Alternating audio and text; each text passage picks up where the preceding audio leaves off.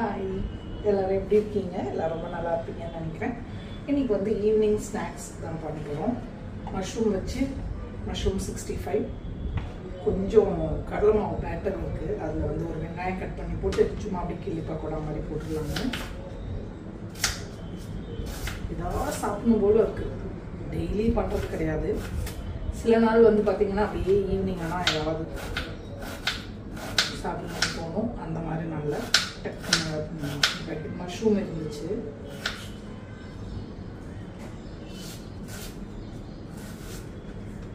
So இந்த கடாய் தான் புதுசாக வாங்கினது. இதுக்கு ஒரு லிட்டு கொடுத்துருக்காங்க. காஃபே இந்த லிட்டு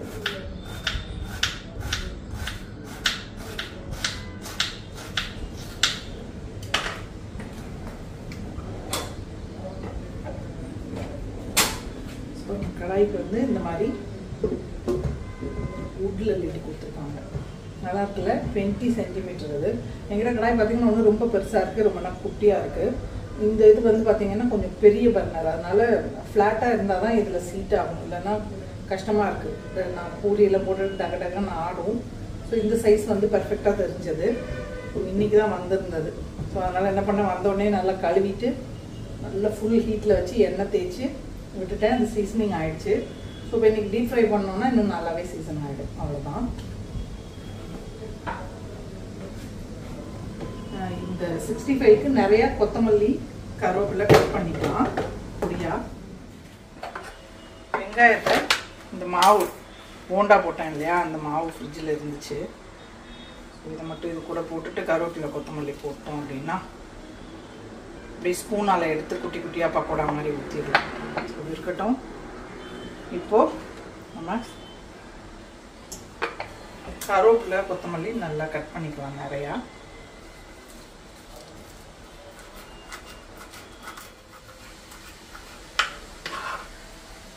அது மாதிரி கொத்தமல்லியும் கட் பண்ணிக்கலாம்.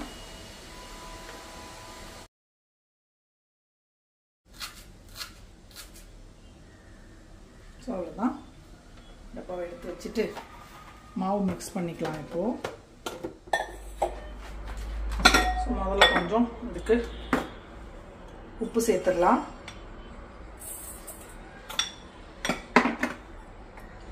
மசாலா ஐட்டம்லாம் சேர்த்துடலாமா? கொஞ்சமாக மஞ்சத்தூள், காஷ்மீரி ரெட் சில்லி பவுடர் சேர்த்துக்கிறேன். நார்மல் மிளகாத்தூள் சேர்க்கல. உங்களுக்கு வேணால் நீங்கள் காரத்துக்கு நார்மல் மிளகாத்தூள் சேர்த்துக்கோங்க. கொஞ்சமாக கரம் மசாலா,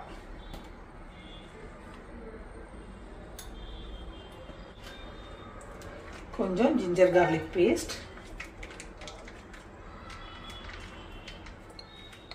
ஸோ ஒரு 2 டேபிள் ஸ்பூன் அளவுக்கு கார்ன்ஃப்ளவர் சேர்த்துக்கலாம். ஒரு 1.5 டேபிள் ஸ்பூன் அளவுக்கு அரிசி மாவு, 2 டேபிள் ஸ்பூன் கடலை மாவு. மாவு அப்புறம் மிக்ஸ் பண்ணிவிட்டு தேவைப்பட்டதுன்னா கொஞ்சமாக சேர்த்துக்கலாம். ஒரு கொஞ்சமாக பேக்கிங் பவுடர். இதை இப்போது மிக்ஸ் பண்ணிடலாம். ட்ரையாக தான் மிக்ஸ் பண்ணுறேன். பஜ்ஜி மாவு மாதிரி தண்ணி நிறைய சேர்த்துடக்கூடாது. எல்லாம் மிக்ஸ் பண்ணிவிட்டு கொஞ்சமாக தண்ணி சேர்த்து திக்காக பேட்டர் ரெடி பண்ணிவிட்டு மஷ்ரூம்ஸ் இருக்குது பாருங்கள், இதை கட் பண்ணி அதில் சேர்த்துக்கலாம். இதில் இப்போது கருவேப்பிலை, மல்லி இலை நிறைய சேர்த்துடலாம்.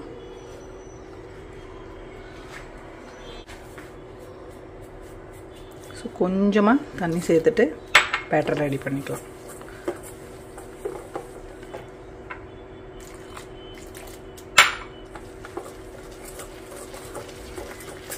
நீங்கள் இதில் லெமன் ஜூஸ் வேணுனாலும் பிழிஞ்சிக்கலாம், இல்லை தயிர் கொஞ்சமாக சேர்க்கணுனாலும் சேர்த்துக்கலாம்.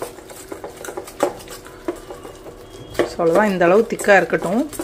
நம்ம மஷ்ரூம் போட்டுட்டு தேவைப்பட்டதுன்னா கொஞ்சமாக தண்ணி தெளிச்சிக்கலாம். இப்போ மஷ்ரூமை வந்து கட் பண்ணி இதில் போடலாம். இது ரெடி பண்ணுறதுக்கு ஸ்டவ்வை ஆன் பண்ணிடலாம்.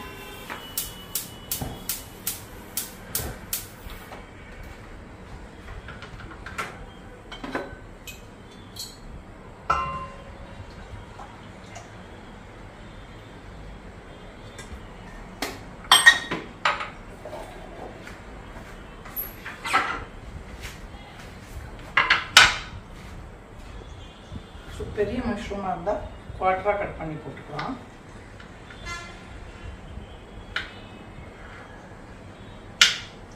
சின்னதாக இருந்தால் டபுளாக கட் பண்ணி போட்டுக்கணும்.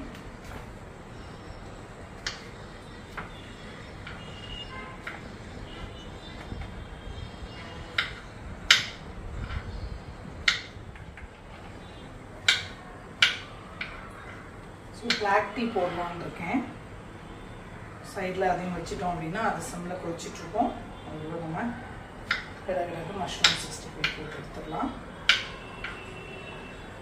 பெப்பர் தூள் சேர்க்கல, அதுவுமே கூட கொஞ்சம் சேர்த்துக்கலாம்.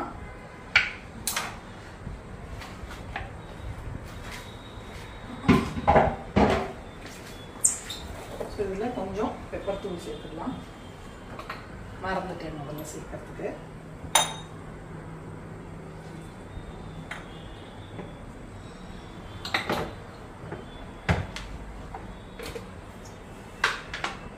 இதுலேயும் கொஞ்சம் கருவேப்பிலை மல்லி சேர்த்துக்கலாம். ஆனியன் போட்டு வச்சுருந்தேன் இல்லையா, அந்த இது நேற்று வடாபாவு பண்ணேன் பார்த்தீங்களா, அதுக்கான பேட்டர் மீந்திருந்தது. சரி அது இதுக்கு வேஸ்ட் பண்ணணும் அப்படின்னு எடுத்து வச்சுட்டேன். மோர் குழம்பு ஏதாவது செஞ்சால் நார்த் இந்தியன் கறி செஞ்சால் போடலான்னு பார்த்தேன். பட் அது செய்யலை. சரி இன்னைக்கு இது செய்கிறனால இன்னும் அப்படியே கொஞ்சமாக ஆனியன் பக்கோடா மாதிரி போட்டுக்கலாம் அப்படின்னு. இதுக்கு வெங்காயம் போட்டனால கொஞ்சமாக காரம் மட்டும் போட்டுக்கலாம். உப்பு கூட இருக்குன்னு நினைக்கிறேன். இன்னும் உப்பும் கொஞ்சமாக போட்டுக்கலாம்.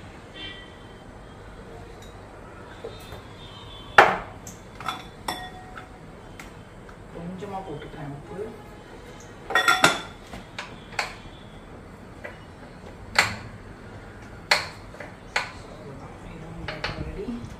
ஆக்சுவலாக நான் என்ன நினச்சிருந்தேன் அப்படின்னா, இன்னைக்கு லன்ச் வந்து நேற்று ரைஸ் இருந்தனால ஒன்றும் பண்ணலை. பாஸ்மதி ரைஸில் ஃப்ரைட் ரைஸ் மாதிரி பண்ணிவிட்டு மஷ்ரூம் சில்லி பண்ணலான்னு பிளான் பண்ணியிருந்தேன். சரி இது இருந்தனால சரி இப்போ ஈவினிங் ஸ்நாக்ஸ் மாதிரி பண்ணிடலான்ட்டு. பாருங்கள், மாவு திக்காக வச்சுருந்தோம் இல்லையா, தண்ணியாக இருந்தால் இதில் கோட் ஆகாது. அதனால் இந்த அளவுக்கு திக்காக இருந்தால் தான் மஷ்ரூமில் வந்து அந்த மாவு கோட் ஆகும். இது மேரினேட் எல்லாம் பண்ண வேண்டியதில்லை. ஏன்னா உப்பெல்லாம் சேர்க்குறனால மஷ்ரூம் தண்ணி விட ஆரம்பிச்சிரும். அதனால் நீங்கள் கலந்த உடனேயே அப்படியே போட்டு எடுத்துடலாம். ஸோ எண்ணெயும் நமக்கு ஓரளவுக்கு அந்த பக்கம் சூடாகிட்டுருக்கு. நல்ல ஓரளவுக்கு எல்லா மஷ்ரூம்லேயும் கோட் பண்ணிடலாம்.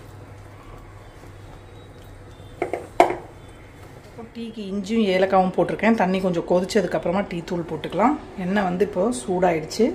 நம்ம மஷ்ரூம் 65 பொரிச்சு எடுத்துக்கலாம்.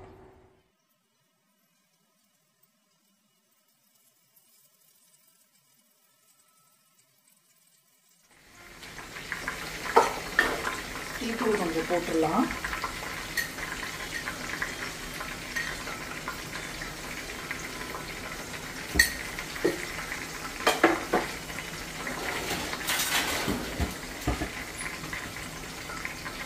நல்லா சூடானதுக்கப்புறம் கொஞ்சம் லோ ஃப்ளேமில் வச்சுருந்தேன். இப்போ லைட்டாக மீடியம் ஃப்ளேமுக்கு பண்ணிக்கலாம்.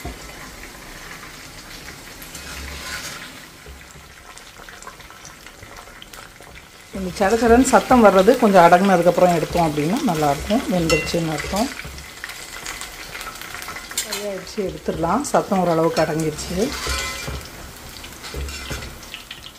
பாருங்க, நல்லா ஃப்ரை ஆகிடுச்சு. இப்போ ஒரு டிஷ்யூவில் எடுத்துடலாம்.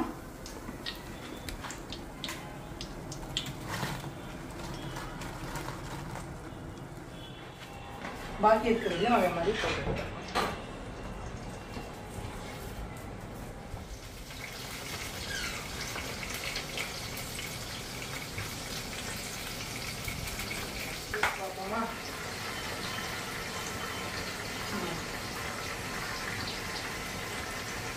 நல்லாயிருக்கும்.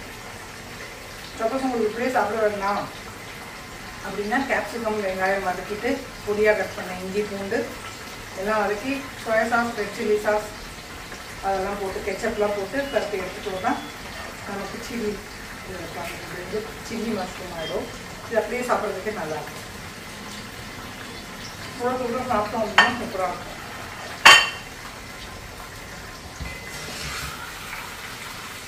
மடிச்சு வச்சாரு, அதெல்லாம் எடுக்கலை பாருங்கள். அப்படியே வந்துட்டேன். சரி சாப்பிட்டுட்டு பொறுமையாக எடுத்து வச்சுக்கலாம், வேலை கிடக்கட்டும் முதல்ல சாப்பாடு அப்படின்னு.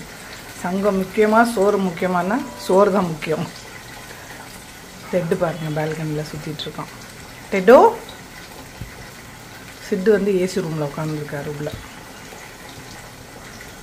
இவன் வெயிட்டாக இருக்கான்னு நிறைய பேர் சொல்கிறீங்க. ஆமாம், அவனுக்கு அந்த ஸ்ப்ரே பண்ணதுக்கப்புறமாவே ஹார்மோனல் சேஞ்சஸ்னால ரொம்ப குண்டாயிட்டான். சாப்பாடு வேறு பயங்கரமாக சாப்பாடு ராமன் தான், கம்மியாக தான் கொடுக்குறேன். வாக்கிங்கும் போகிறான், ஆனாலும் வெயிட்டு குறைய மாட்டேங்குது. பாருங்கள், கிச்சனில் தான் இருப்பார் முக்கால்வாசி டைம் நம்ம இருந்தோம்னா.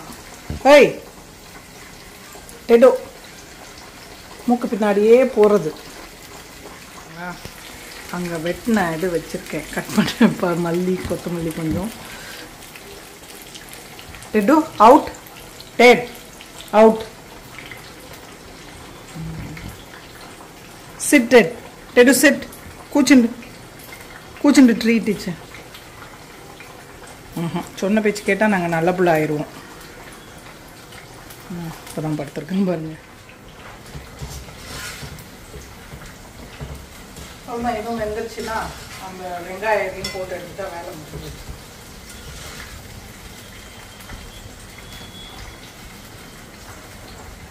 நல்லா இருக்கு, சூப்பர்.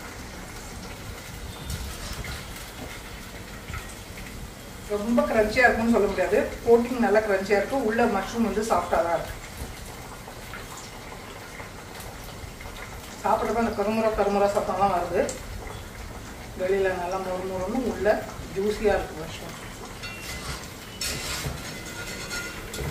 கடையிலன்னா கலர் போட்டுருவாங்க, நம்ம அதெல்லாம் போடாமல் ரெடி பண்ணுறாங்க இல்லையா.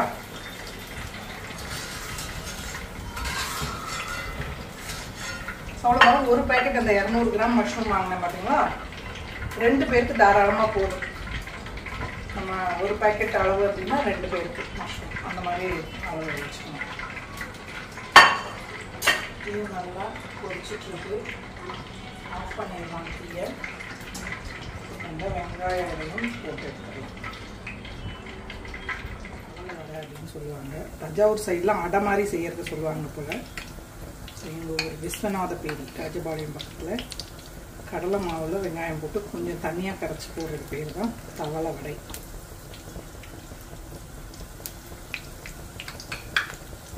ஸோ ஒவ்வொரு ஊரில் ஒவ்வொரு பேர் வைக்கிறாங்க இல்லையா. அவ்வளோதான் பாருங்கள், ஒரு ஈடு தான் இருந்தது அந்த மாவு. கொஞ்சம் எக்ஸ்ட்ராவாகவே போட்டு விட்ருக்கேன் பாருங்கள். இது 2வது ஈடுக்கு நிறைய இல்லை, அதனால் ஒரே இல்லை. கொஞ்சம் வெந்ததுக்கப்புறமா லைட்டாக நகட்டிட்டு எல்லாத்தையும் போட்டேன். உங்களுக்கு என்னென்ன ஸ்நாக்ஸ் எல்லாம் பிடிக்கும் அப்படின்னு கமெண்ட்டில் சொல்லுங்கள். எனக்கு சாப்பாட்டில் பார்த்திங்கன்னா பூரி, சோளா பட்டூரா அதெல்லாம் பிடிக்கும். உருளைக்கிழங்கு பஜ்ஜி ரொம்ப பிடிக்கும் எனக்கு. இந்த மாதிரி ஸ்நாக்ஸ் ஐட்டத்தில் பீச்செலாம் போனோன்னா வந்து உருளைக்கிழங்கு பஜ்ஜி வாங்கி சாப்பிட்டு வருவேன் மெரினால. வச்சு எடுத்துடலாம். தவளை வடை ரெடி. இதுக்கு பேர் எதுக்கு தவளை வடைன்னு தெரியல.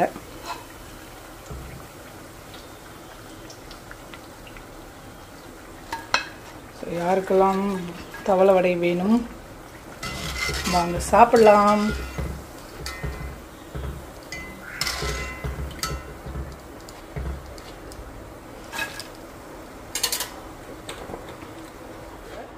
பிளாக் டீ, லெமன் இல்லை இன்னைக்கு, அதனால் அப்படியே குடிக்கலாம்.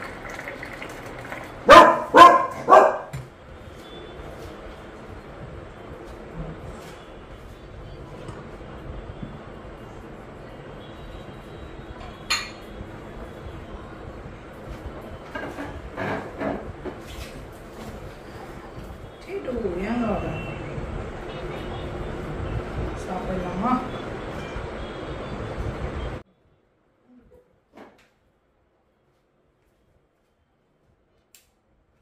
தோசை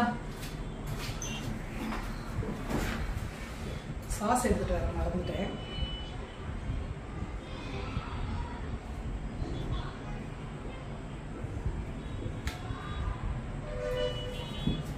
சாப்பிடலாமா?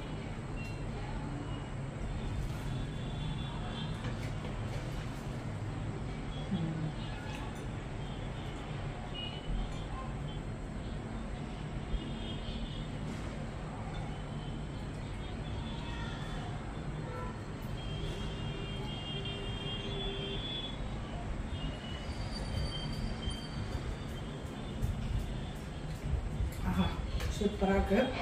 ஸோ இன்றைக்கி வீடியோ உங்கள் எல்லாருக்கும் பிடிச்சிருக்கும் அப்படின்னு நினைக்கிறேன். பிடிச்சிருந்தா லைக் பண்ணுங்கள், ஷேர் பண்ணுங்கள், மறக்காமல் நம்ம சேனலுக்கு சப்ஸ்கிரைப் பண்ணிக்கோங்க. இவ்வளோ நேரம் இந்த வீடியோ பார்த்தவங்க எல்லாருக்கும் என்னுடைய நன்றி, வணக்கம். Love you all.